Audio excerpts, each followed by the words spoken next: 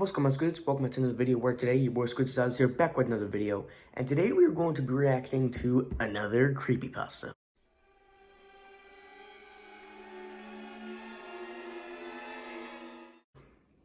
So today we are going to be reacting to the creepypasta entitled Track 54.5. Now the two creepypastas that I've reacted to before this, well, they're older. This one, I'm just gonna check quick when this one was created. January 25th of 2021. So it was less than a month ago this was created. Guys, I cannot tell you how much I love reacting to creepypastas. Like, I love reacting to creepypastas. And can I just say something quick? If you're ever like doing your schoolwork or you're like putting the dishes away or something, listen to one of these. You'll be done like that. Because Creeps McPasta just tells the story so good, you just want to just listen. And with that, let's watch. Driving a train sounds like pretty exciting work, right? Not really. When you're taking your licensing course, you get a sense of excitement, like you're part of some big, long legacy of train conductors. You imagine yourself dodging train robbers or having to solve a murder mystery, meeting guests for drinking in the dining car as they ride the rails to California or Texas. In reality, most trains haul cargo these days. Like many others, I found myself hauling freight cars through the dark of the night. Sucks, probably. At this point in time, most things on the train come down to pushing buttons and trying not to hit people or things on the track. Yeah. Run the horn every time you come within 100 feet of a crossing. Make sure the tracks are in good shape, note any damage or signal malfunctions, get to your destination and drop your cargo, rinse and repeat. I do the 6 p.m. to 6 a.m. run, and most of my route is done in complete darkness. Can I just say I love reacting to creepypastas because I don't normally like editing videos because I normally have to edit like a 30-minute video. But these suckers is like 8 minutes, and I want to edit these videos because I just want to watch it again and again and again. I'm sorry, I'll shut up now. I take a little drink. The train rolls on while I sit at the controls, and Roger takes over every few hours so I can stand out on the platform and have a smoke or eat something out of the fridge we keep in the back. We don't hold passengers, except for cattle sometimes. So there's no dining car or sleeping car or people besides Roger to talk to. After tonight, I guess I won't even have Roger. I'm pretty new at this, Roger only having worked a few months longer than I had.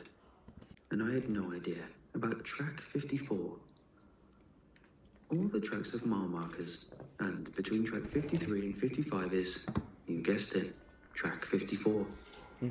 It runs through a deep stretch of woods, and the track is the only thing that's not trees and dirt for about 20 miles. Oh. It's a lonely stretch, and it gets a little creepy out there sometimes. Roger says it's BS. But I could swear you can see things in the woods, watching the train as it goes by.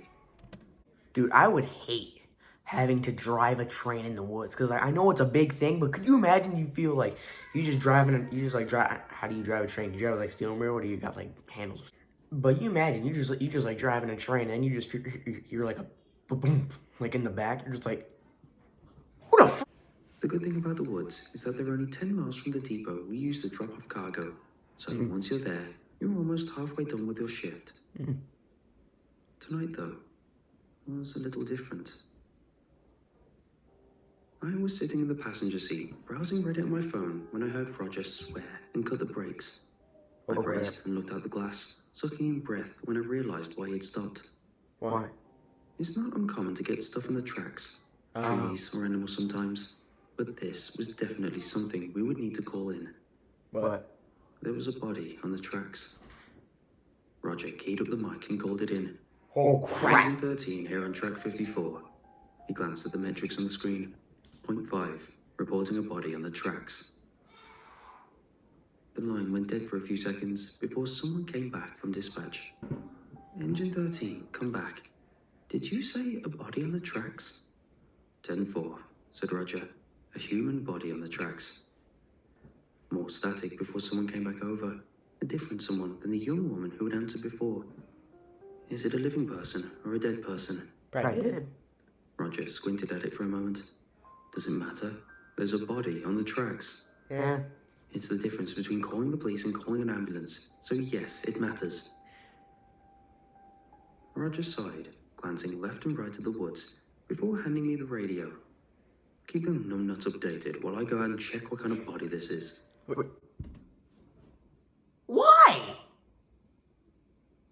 Bro, I have seen a few horror movies. Every stupid person is Dude, I am smart.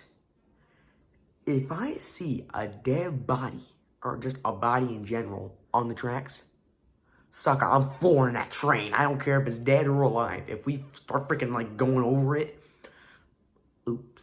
This man's dead, 100%. He climbed out of the train and moved to the front. I could hear him calling to the person on the tracks and getting no response. The body appeared to be sleeping there, arms and legs splayed out over the ballasts, but I couldn't tell if they were breathing or not from the cab. Roger didn't seem to want to leave the train side and investigate. Thank you. Thank you. Probably wondering if this were a robbery of some kind. It's not uncommon for people to block a track and rob a train, but our cars are mostly cement powder and cinder blocks, maybe some quarried stone, and various other things like AC units or unrefined oil. Not really something a train robber could get away with easily. The handpiece crackled back to life as the older voice asked if we were still there. I told him we were, and that's when he asked for our location again. But the way he asked made me feel anxious. He sounded relieved that I had answered, and hesitant to have my location. Track 54.5, I told him, eyes still on Roger, as he walked closer to the body on the tracks. Dead confirmed. Silence for a good 10 seconds as I watched Roger near the man. My eyes cut to the woods for half a second, thinking I'd seen movement in the trees. Was it an optical illusion?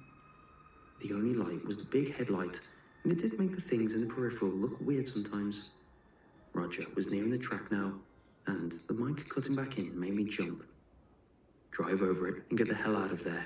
No one is supposed to leave the cabin after track 50. Did no one tell you that? I looked back up to Roger, now poking the body with his foot. Dude, you just slap the thing for trying to get away. Before turning back toward the train. No, I've only been a driver for a few months, Roger and I. But as I watched Roger coming back, I saw something long and white come galloping out of the woods and snatch him up. It was like nothing I had ever seen before. Slenderman Woods. Like a collection of white pipe cleaners formed into some kind of weird animal and left in a backpack for a few days. It snapped up Roger in its mouth and was over the tracks and into the woods before I could get a good look at it. Roger was there 1 minute and gone the next. Engine 13, respond. Something got Roger, I yelled into the mic. He went out to check the body and... Get that train in motion, now, yelled the man on the other end of the radio. I pushed buttons and threw levers, and the train started moving again. I heard the wheels tear through the body in the tracks, a wet and meaty sound, and soon it had up to 40 miles an hour again. I felt my breath coming in hitching gasps as the forest careened around me, but the creature never made another appearance. I could still see that thing as it cantered across the tracks. I could still see Roger's face, crested in terror, as it grabbed him and took him into the woods. I suddenly doubted they would ever find Roger, ever find the body I had chopped up beneath my wheels, and I knew there would be no sign of the creature at all. When I pulled into that depot an hour later, there were people there waiting for me. People in suits from the Department of Transportation. Bro, can I tell you how such good of a scare that would be in a movie? Like some guy, he's got a scary like build up music, and then all of a sudden when he's done poking, he turns to the passengers, just dead silence. He's just like, it's good. Someone long and white just runs out and just snatches him. and then there's just like a scary sound like, or like, not like an explosion sound, but kind of just like some like really like intense, scary music just like starts like coming on, and like a sound that's like, just like comes out and just snatches them just like that. Such a good scary movie. Any horror movie developers out there, I just gave you the idea.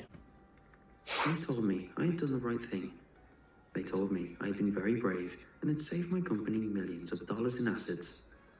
They made me sign a lot of things and told me to take some time off work before coming back to work. Yeah. I still wanted to. They advised that I not talk to anyone about what I had seen and made me sign a paper saying I wouldn't. Well, I guess I screwed that up, didn't I? It's been a week, and I still see that thing when I close my eyes. I researched that stretch of track, and the woods that have surrounded it. I've seen a good many disappearances, and more than a few stories about a strange creature that lives there. There's a hiker that recently went missing there. A man with dark hair and a thick beard who was wearing jeans and a blue shirt the last time anyone saw him. A man I would swear I saw laid across the track that night that Roger was taken. Wow. The line keeps calling to ask when I'll be back. I just don't know if I can ever drive through those woods again.